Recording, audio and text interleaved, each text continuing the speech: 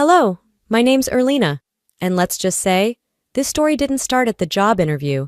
It started long before, with a sister who always smiled for the cameras but sharpened her words behind closed doors.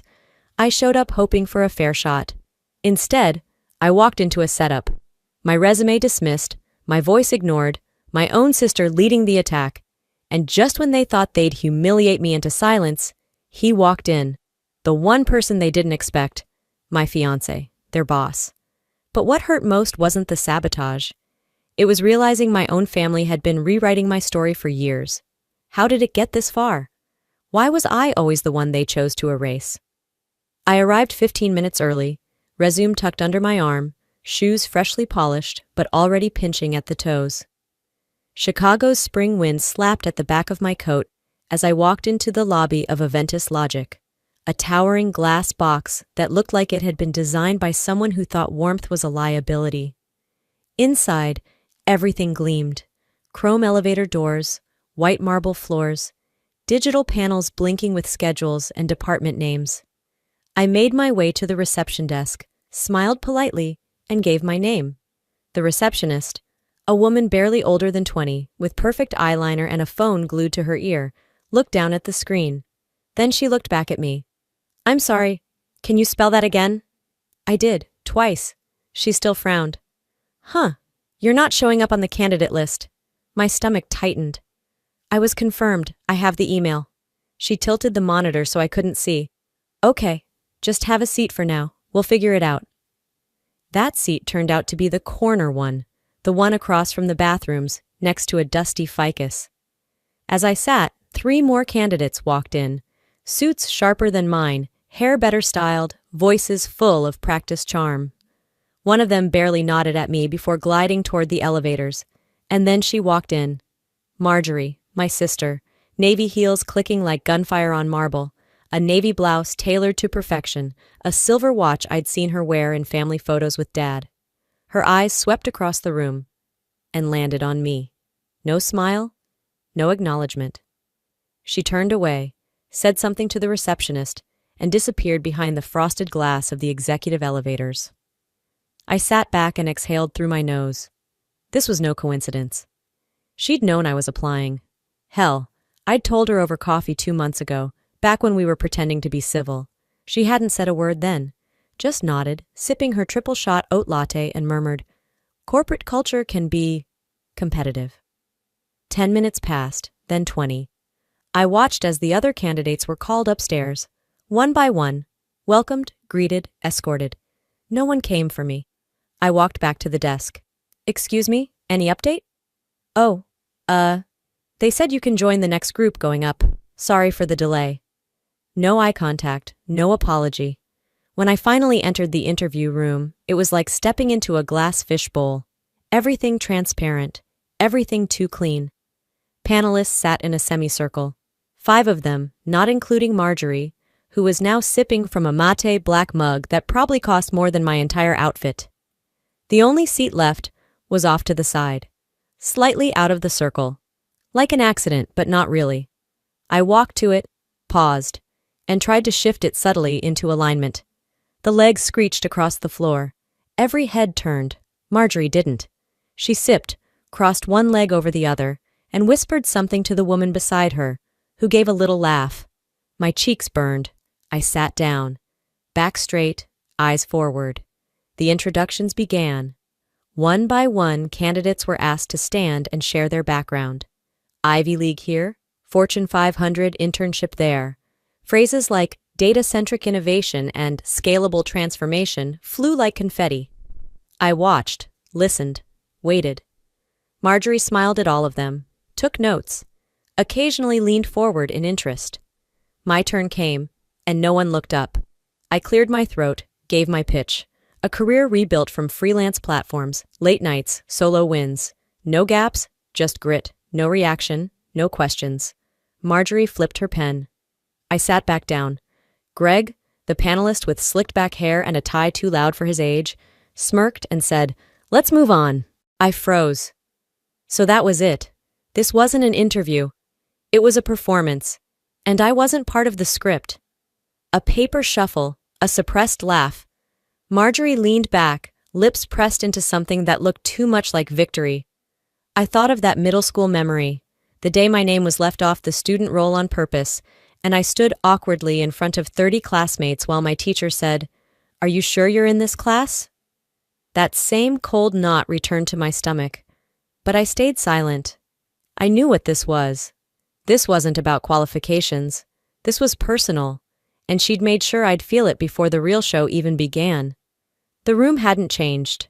The air was still cool, and the glass walls still gleamed like nothing ugly could ever live inside them. But my hands were damp now, and my spine was buzzing.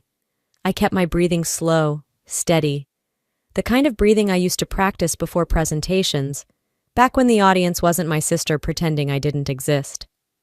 A man from HR wrapped up the standard spiel about leadership and adaptability, then turned the floor over to the panel. Marjorie stood without looking at me and clapped her hands once. "Let's get real," she said, flashing her perfect corporate smile. "We've heard enough about leadership from the brochures. Let's see how you all think on your feet." She didn't glance at the others. Her eyes swept the room like she was holding court. Then she stopped on me. "Erlina," she said lightly, as if we'd never shared a room as children, as if she hadn't once told me to my face that I'd never last in this industry. "Why don't you start?" There was no warning, just that name, hers in my mouth, spit back at me. I stood, straightened the folder in my hands, looked to Greg, Camilla, then back to her. "I recently led a re-architecture of a decentralized data platform for—" Marjorie cut me off with a laugh that didn't belong in a room like this. "Led or joined?" she asked sweetly, because the way I heard it, the final implementation didn't quite land. Or am I mixing you up with one of your previous gigs? There were so many. A ripple of chuckles passed through the panel. "I mean," she added, turning to the others, "Erlina's got heart. She's always had heart. Even when she was running from one consulting job to the next, trying to find her footing." I didn't flinch. Not outside. But I felt the heat climb my neck. My nails dug into the edge of my folder, pressing hard to keep my face still. "She's good at starting things," Marjorie continued, like she was reciting a character flaw from a novel. "Not so much finishing them." More polite laughter. Greg smirked. Camilla kept her eyes on her notes, pretending they suddenly mattered. No one stopped her. No one asked if what she was doing was relevant. I said nothing, because anything I said would have made me look defensive, emotional. And that's what she wanted, to make me react, to confirm whatever version of me she'd already painted for them. A low hum filled my ears, not from the room, from inside my own chest, the same sound I'd felt years ago at a holiday dinner, when my father raised his glass after Marjorie got her first executive title. "To Marjorie," he'd said proudly, "my legacy, and to Erlina, for always being so kind." I had smiled then too, just like now, small, controlled. But I remember how my stomach had curled, how that word, kind, had landed like a backhanded compliment dressed up for church. Back in the glass room, I sat, crossed one leg over the other. My sister had moved on, directing the next question to a polished candidate with a Yale ring, and the self-confidence of someone who'd never been interrupted mid-sentence in front of an entire panel. I didn't listen to his answer. I was watching her now, not the executive, not the senior strategist, but the girl who used to read my poems aloud during slumber parties to get laughs. The girl who told me boys wouldn't like me unless I learned how to shut up and smile.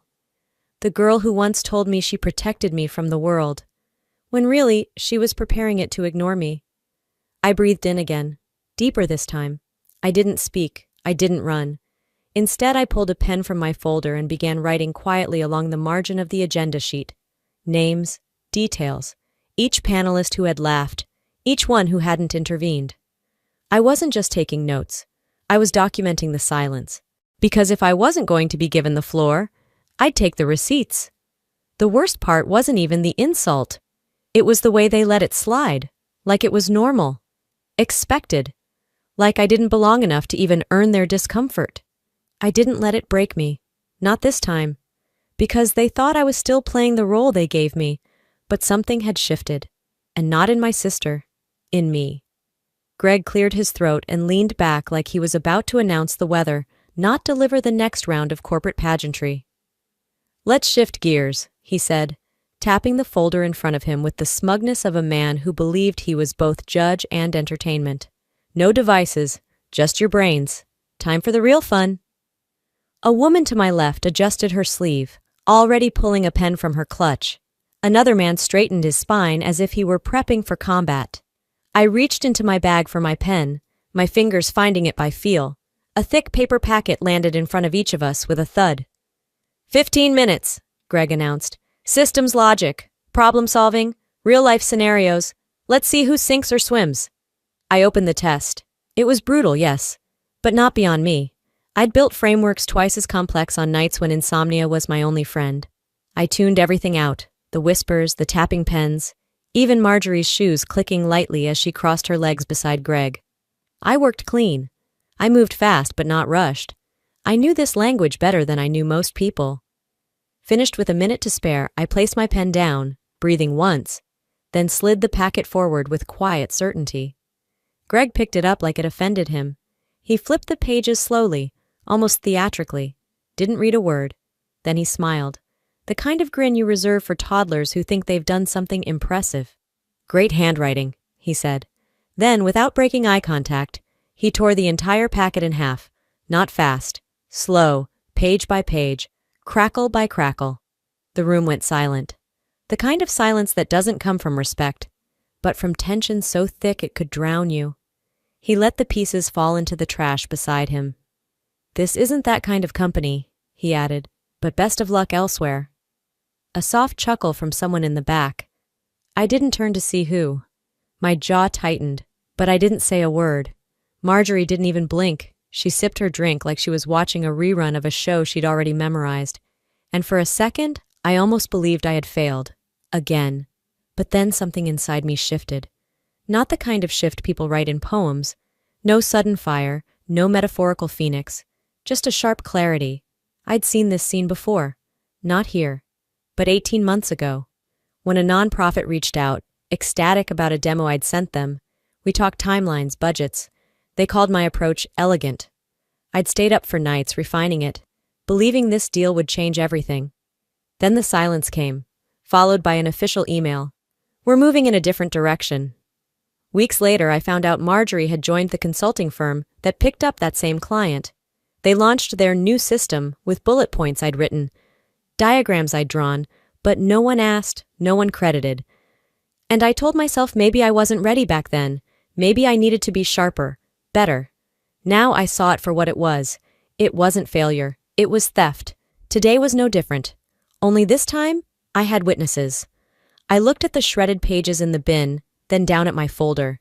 I flipped it open, wrote one sentence in my notes. Don't mistake silence for agreement. I saw everything. I closed the folder again, slowly, deliberately.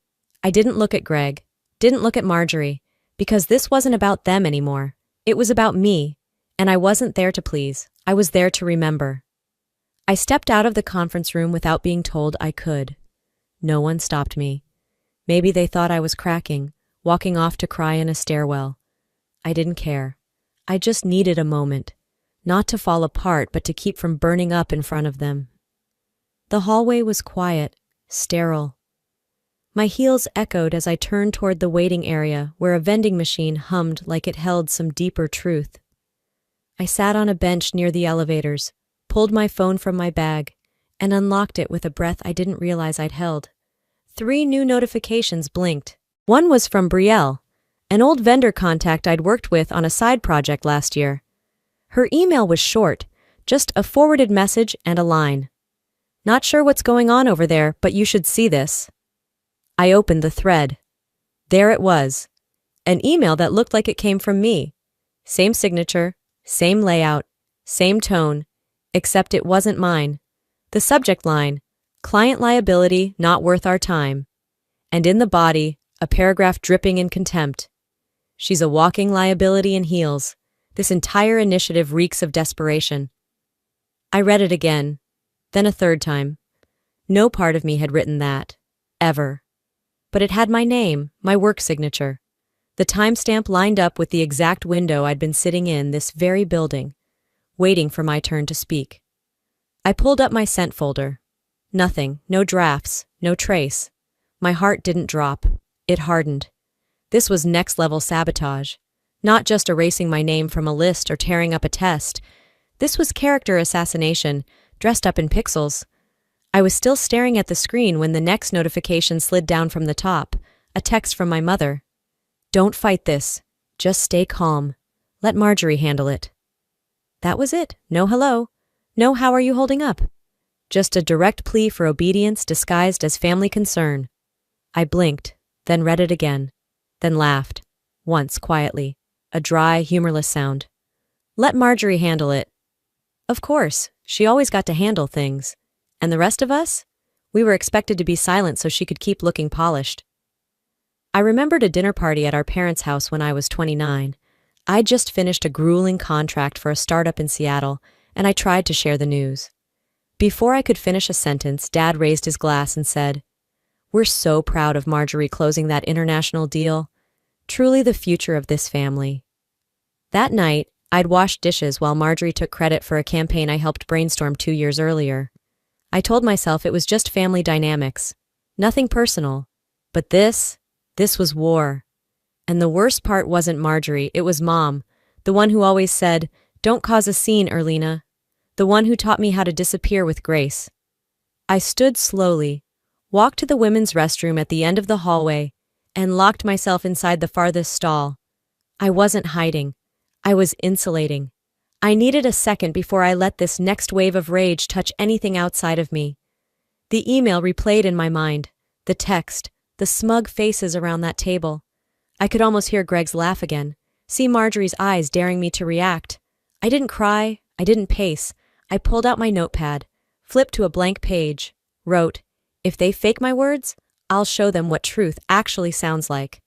Then I tore the page out, folded it, slid it into my jacket pocket like a promise, because they'd pushed me too far.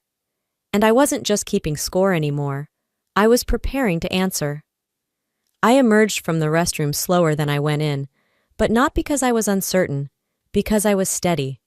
My jacket felt heavier now, like the folded note in my pocket had some kind of weight to it, something denser than paper. Maybe it did. Maybe it was finally resolve. By the time I re-entered the main hallway, the panelists were still inside, the glass walls offering me a clear, cruel view of the same table, the same seats, the same power balance. Marjorie's head was tilted back as she laughed at something Greg had said. Whatever it wasn't funny. Not to me. Probably not even to him. Just part of the script. Camilla, the assistant coordinating logistics, stepped into the hallway holding a tablet. She looked startled to see me standing so close. I raised a hand casually. "Do you have 5 minutes?" I asked softly. "Alone." She blinked. "Now?" I nodded. "It's about my application file. There's a document I need to review.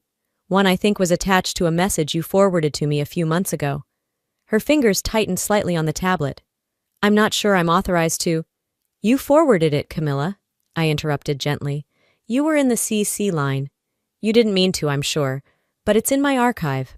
I just need to see it again. The metadata." A pause. Then, surprisingly, she nodded. "Give me a second." She disappeared into a side office. I paced quietly outside, not with nervousness, with purpose. When she returned, she handed me the tablet. "It's still on the server," she said, voice low. "Just be quick." The file was labeled innocuously, Q 3 candidate evil drafts _finalv 3. But as I opened it, something old and raw stirred. I remembered this file. I had glanced at it last fall, during an application cycle. It struck me as odd at the time. My name was mentioned in passing under candidate review notes, even though I hadn't formally applied. But I let it go. I'd been tired, busy. Today, I was neither. My eyes scanned the page until I found it, buried under a bullet point titled, Concerns. EM, History of Inconsistent Collaboration, Not Aligned with Firm Culture. The initials were mine.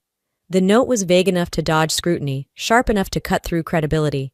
I clicked View Change History. There it was. Timestamps, edits, revisions. And the editor ID, Marjorie.kl. I exhaled, long and even. She'd prepped this months ago. She hadn't just tried to tank me during the interview. She'd been laying the groundwork long before I walked into the building. I handed the tablet back to Camilla with a single nod. Thank you. Then I turned and walked back into the lion's mouth. The glass door made a soft click as I re-entered the conference room. The panelists barely acknowledged me. Greg gave me a glance. Marjorie barely flicked her eyes upward. But I didn't head straight to my seat this time. I stood. Excuse me, I said, loud enough to shift every spine in the room. Before we continue, I'd like to clarify something regarding my candidacy. Greg cocked his head. Now? Yes, I replied. No one told me to sit down. I stepped forward, placing a slim printout from my folder directly in front of them. This file contains internal edits made to candidate evaluations, specifically mine. It was accessed prior to the opening of this interview cycle, and the edits included language that could have influenced today's process. I didn't name her. I didn't need to. The temperature in the room dropped. Greg straightened slightly. Camilla stayed near the doorway, not quite inside, not quite out. Marjorie blinked once, but she didn't speak. The person who edited the file, I continued, voice even, is a current panelist. Silence spread like spilled ink. I folded my hands in front of me. I'm not here to accuse. I'm here to ensure the process is as fair as it claims to be. If there's been a misunderstanding, I welcome clarification. If not, I'm prepared to escalate through the appropriate channels. Greg looked down, not out of shame, calculation. Marjorie's jaw tensed. Erlina, she began, but I raised a hand. Don't. I could still hear her voice from that winter day in our parents' kitchen. Glass of wine in her hand, that fake sisterly smile. People like you don't lead, Elle. You absorb, you orbit. I shine. Back then, I swallowed it, believed it, maybe even internalized it. But now I saw it for what it was. An older sister's fear of being followed too closely. I looked around the room, not with pleading, but with memory. I had studied every angle, every silence, every smile too wide. And now I was speaking. The tension didn't break. It didn't snap or shatter or dissolve into some tidy emotional resolution. It stretched, tight, thin, like a wire drawn between two immovable points, humming just below the frequency of disaster. After I finished speaking, a short, pointed statement I'd rehearsed only in instinct, the room filled with a thick, ambient silence, not the kind that waits for someone to fill it, but the kind that chooses not to be interrupted. It hung there, heavy and deliberate. You could feel it brushing against your skin. Greg cleared his throat. A polite, empty sound. He clicked his pen once, then again, like a tic he didn't know he had. Marjorie shifted in her seat. She leaned back, folded her arms with a subtle raise of her brows, like I'd just said something quaint or mildly irritating. She gave the impression of someone who'd survived worse, or at least wanted us to think so. Her look wasn't dismissive exactly. It was indulgent, the way someone might let a child finish a tantrum before telling them to go to their room. The other panelists said nothing. They didn't even look in my direction. One tapped a finger rhythmically against the desk. Another stared blankly at the projection screen, as if it offered a way out. Camilla, the intern or assistant or whatever title they'd given her to justify how often they ignored her, stood near the door. She didn't speak, but her fingers twisted the strap of her tablet case in tight, anxious loops. Still, nothing. No rebuttal, no questions, no challenge, just the smug, glacial silence of people who believed they still controlled the narrative. But that silence was louder than anything they could have said. It was choreographed, practiced, a performance of power.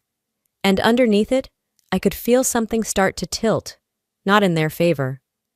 Greg exhaled and adjusted his jacket. Let's bring in the next candidate, he said lightly, as if none of what just happened mattered, as if it hadn't landed like a dropped match in a dry field. My hands remained on the table, palms flat, fingers relaxed, outwardly calm. But under the surface my pulse thudded, strong and fast. I didn't reply. There was nothing else I needed to say. Not yet. I'd already dropped the weight I came here to drop, and I was done asking for permission to exist. Marjorie offered a smile then, thin, polished, the kind you reserve for a problem you think has passed. She had no idea the trigger had been reset. The gun wasn't empty, it had reloaded. They moved on, as if nothing happened. Daniel, the next candidate, walked in with the earnest bounce of someone who hadn't read the room yet. His shirt collar was too stiff, his voice too eager. He launched into a pitch before the door had fully closed, rattling off metrics and mission values like he believed enthusiasm alone could carry him. And then the door opened again. Not with a bang, not dramatically. Just a simple click and a shift of air. Every head turned. Keen Bauer stepped inside. He didn't speak right away. He didn't have to. Keen was the kind of man whose presence arrived before he did. People straightened their backs around him. They checked their notes, rechecked their posture, adjusted their tone. He wasn't loud. He didn't need to be. Power doesn't yell. It waits. Greg nearly knocked over his coffee trying to sit straighter. Marjorie went still. Her hand, resting on the table, tensed slightly. Keen didn't look at them. He looked at me. "Erlina," he said, voice low but unmistakably clear, as he crossed the room and walked behind my chair. "You good?" I met his eyes. Steady. "I'm solid," I said. He gave a small nod, then turned and placed a folder on the center of the table. Neat, deliberate, like the drop of a chess piece mid-match. "I'll be joining this review," he said. His tone was calm, controlled, but the words carried weight. As of this morning, anomalies in the HR database were escalated to my office. Silence returned. Not the smug kind from earlier. This was colder, stiffer. You could almost hear the mental scrambling. Greg froze mid-pen click. Marjorie parted her lips like she wanted to say something, but no words came. She blinked too slowly, calculating something behind her eyes. Keen didn't sit. He didn't need to. He stood with the posture of someone who didn't just walk into the room. He owned it. I looked down the table at the panelists. A few clutched pens like they were lifelines. Camilla had moved slightly, not much, but enough to press herself back against the wall. Someone whispered, barely audible. I didn't bother to see who. Greg tried weakly to reassert some kind of structure. "Mr. Bauer, this is a scheduled candidate assessment. I'm aware," Keen said, cutting in without sharpness. "Just certainty. And it's proceeding, but I'll be observing directly." He let that pause linger. "Particularly for candidates whose records include metadata inconsistencies, the kind that suggest manual edits." That landed like a slap across a quiet room. Marjorie straightened in her seat. Her expression shifted. Less composed now, more guarded. She tried to reset, but she was behind the rhythm. The room had changed, and I could feel it. The shift, the rebalancing of weight, the recalibration of power. It was in the way people sat differently now, in the silence that wasn't in their control anymore. I looked at her. Direct. She didn't meet my eyes. "You know," I said slowly, not loud but with intention, "I was asked this morning if I wanted to withdraw." I stood, calm, deliberate. I wasn't angry. I wasn't rattled. I was done playing the part they wrote for me. "But I'm not stepping down," I said. "I'm stepping in." I paused, let it land. "And if anyone still thinks I'm here by mistake?" I scanned the room. "You're welcome to keep thinking that." Then I smiled. Not the kind that says thank you. The kind that says watch me. I work better underestimated. No one responded. Greg didn't smile. Marjorie didn't smirk. They'd stopped pretending it was business as usual. Keen folded his arms across his chest. That was his version of applause. From the corner of my vision, Camilla looked at me. Just briefly. Her face didn't carry pity. It carried something else. Relief. Because sometimes power doesn't announce itself with volume. Sometimes all it takes is standing up. Keen's presence didn't end the games. It just shifted the rules. The room settled into a false calm, the kind that buzzes beneath the surface like an old power line, crackling but unseen. No one dared dismiss me now, but they weren't apologizing either. Greg began asking generic questions again, mechanical and clipped. Marjorie's voice had lost its silky confidence. Now, every word she spoke landed brittle. They were pretending nothing had happened. That was their strategy now. Reset the stage, drag the hour to its end, hope no one noticed the rot beneath the gloss. But I wasn't pretending, and I wasn't done. I leaned toward the assistant seated near the corner. She looked barely out of grad school, badge half tucked into her blazer, fingers twitching nervously on the mouse. "Excuse me," I said. "Do you have access to the internal session feed from this morning?" She blinked. Technically yes. I'd like it reviewed. From the moment I entered this room until now. All audio and visual data." Her eyes darted toward Greg, who stared back like she'd just slipped on a landmine. "That's not protocol," he said, smiling too wide. Keen didn't move from where he stood near the corner, arms crossed, but his voice cut through. "It is today." The girl nodded and tapped a few keys. The wall screen behind us flickered to life. The room didn't exhale. It just watched. No music, no sound design, just footage. There I was, standing awkwardly by the door, waiting for acknowledgement that never came. Marjorie whispering to Greg, Camilla smirking. My chair left out of line, no one offering to fix it. Every insult in the form of silence. Every unspoken decision caught in high definition. It was all there, unedited, undeniable. The playback ended with Greg flipping through my folder, tearing the pages and laughing like it was casual. I didn't turn around. I let the silence do the talking. Then a sound. Soft, deliberate, heels clicking against the floor. Camilla stood. "I have something," she said, her voice low. "That wasn't submitted officially." She reached into her bag and pulled out a flash drive. Her hands shook, but she didn't stop. "I wasn't sure if I'd ever use this. I saved it for safety. But today, this isn't safety anymore." She walked forward and handed it to the assistant. Not Greg, not Marjorie. The screen refreshed. A new file loaded. It was a chat log. Between Greg and Marjorie. Time-stamped. From the morning of the interview. Marjorie. Derail her early. Hint at resume gaps. Get panel laughing. Makes her defensive. Greg. Copy that. Want me to throw in something about energy too? LOL Marjorie. Perfect. She shuts down fast. Easy win. I didn't smile. I didn't gloat. I just looked at Marjorie. For the first time since I walked into this building, she didn't have a comeback. Her mouth opened, then closed. Her gaze went to Keen, but he wasn't offering rescue. Not anymore. "Explain that," one of the board members said. He was older, seated quietly most of the time. A man who hadn't taken sides. Until now. Greg tried. "It was banter, just shorthand, internal venting." The board member narrowed his eyes. "So this wasn't objectivity? It was repayment."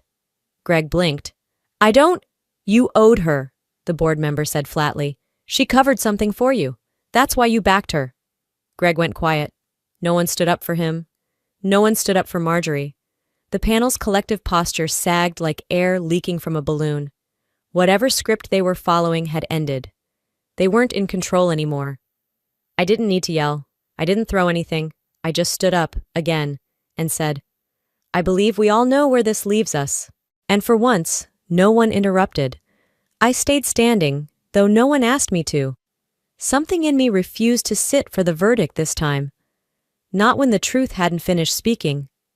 The light from the windows stretched longer now, casting golden lines across the table like a courtroom verdict in slow motion. Outside, the city kept moving, cars, pedestrians, people living their lives, oblivious to the quiet storm unfolding in this room. I placed a single folder on the polished table. No words, just motion. Keen stepped forward and nodded toward the board. "This document has been reviewed by IT security and verified internally."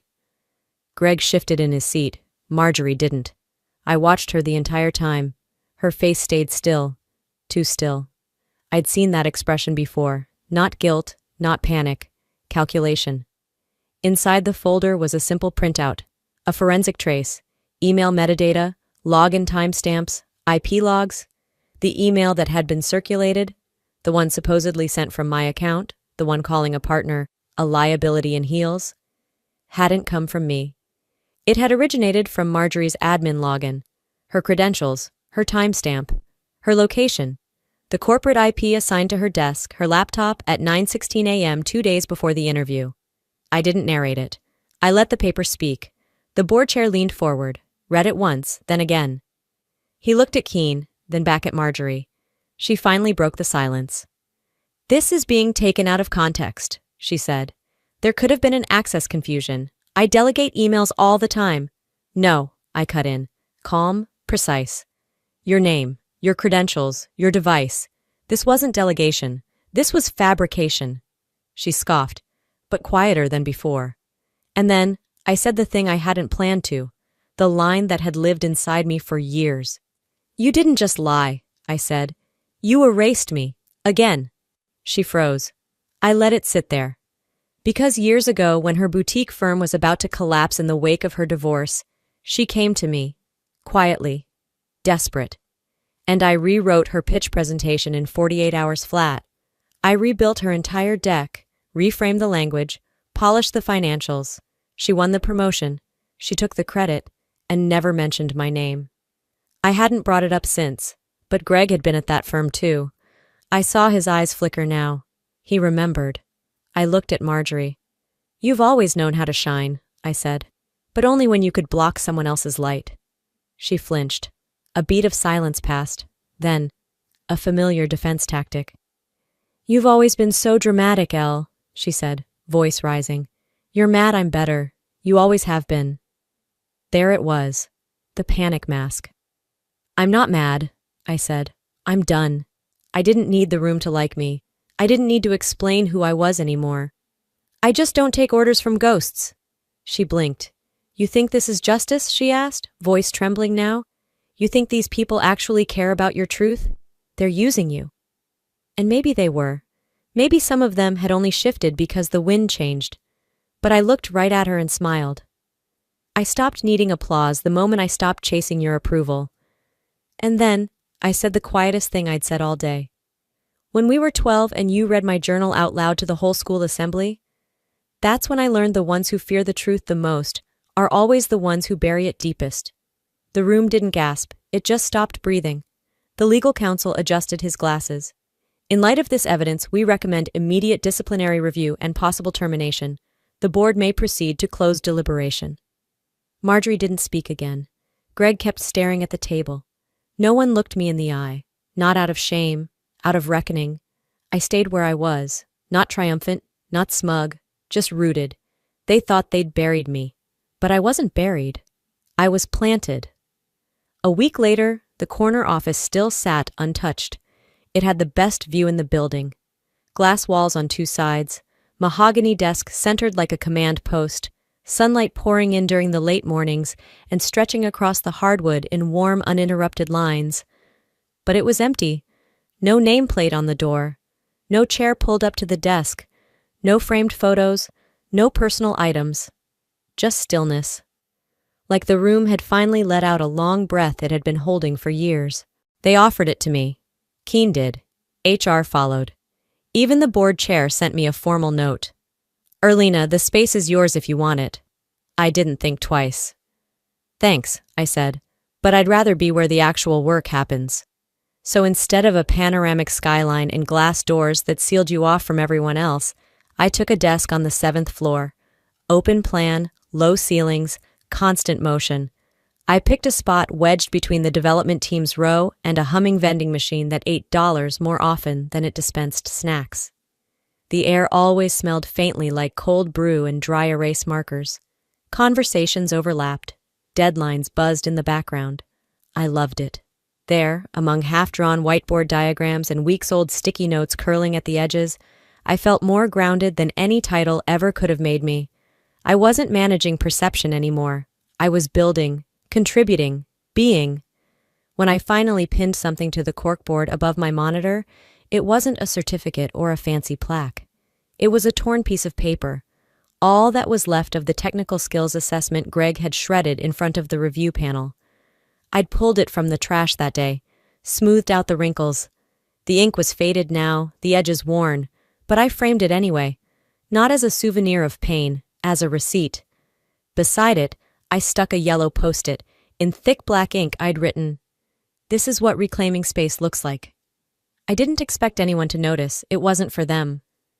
But that afternoon, while I was knee-deep in organizing sprint notes in Trello, someone lingered beside my desk. I looked up. It was her, the quiet one from the interview group, the woman who kept her head down every time Marjorie interrupted someone. I remembered how small she'd seemed in that room, how her shoulders curved inward like she was trying to disappear. Now, she stood taller, shoulders squared, voice steady. "I didn't get the job," she said, "but I wanted to thank you." I raised an eyebrow. "For what?" "For not letting them silence you," she said. "I didn't speak up that day. I wanted to, but I froze. Watching you made me realize I don't have to keep shrinking just to be safe." She gave a small nod, no dramatics, no lingering, and walked off. I didn't move right away, just sat there, staring at the space she'd occupied, a lump quietly rising in my throat. Not from guilt, not from regret, just the weight of knowing something real had shifted, not just in me, but in someone else. That night, I found myself at the little cafe 2 blocks from the office, same one I used to go to after interviews, back when I still thought chasing job titles was the same as chasing purpose. I sat outside, hoodie pulled over my head, steam rising from my cup. I scrolled through my phone. 2 missed calls. The first was from Ethan. His name still sat in my contacts, even though I hadn't used it in weeks. I listened. "I owe you an apology," his voice said, scratchy through the speaker. "I should have spoken up when my parents compared you to Marjorie. I didn't. I was a coward. And I'm sorry." I didn't replay it. Didn't delete it either. Just let it sit there. The second voicemail was from my father. "I didn't see it all," he said. His voice cracked like he was admitting something to himself as much as to me. "I should have asked more questions. Should have listened harder. I'm sorry, Elle." That one stayed with me longer. But I didn't return the call. Not out of bitterness. Not because it didn't matter. But because, for once, I didn't need it to. Some silences aren't meant to be broken. Some gaps don't need to be filled. Especially when you've learned to hear your own voice clearly. And trust it. The next morning, I got to my desk early. The DV team wasn't in yet. The floor was quiet except for the hum of monitors booting up. There was something beneath my keyboard. A post-it note. No message, no name. Just a single, small check mark drawn in the corner. I stared at it for a long moment. Then I smiled. I knew what it meant. That's what impact looks like. Not applause, not headlines. Just quiet acknowledgement from someone who saw you stand when it wasn't easy, and chose to do the same. Some victories don't come with confetti. They come with space. And this time, it was mine. Before we wrap up, let me leave you with this. Sometimes the most powerful thing you can do is not to scream or beg or prove. It's to stand, quietly, unapologetically, and let truth do the talking for you. This story wasn't just about a job, or even about family betrayal. It was about reclaiming space you were told you didn't deserve, about drawing the line, not with anger, but with evidence, grace, and resilience. If you've ever been silenced, overlooked, or made to feel like you weren't enough, I hope this reminds you, your voice matters, even when it shakes, especially when it shakes. And now I'd love to hear from you. Have you ever had to fight for your worth in a room that wanted you silent? Do you believe family should always be forgiven, no matter what they do? Share your thoughts in the comments. Tell me where you're watching from, and if this story touched something in you, just drop a 1 in the comments so I know you're out there. And hey, if you made it this far, you're definitely my kind of people. So don't forget to subscribe to this channel for more powerful stories that don't just entertain, they speak. Because sometimes the quietest battles leave the deepest impact, and we're all just trying to find the courage to stand together.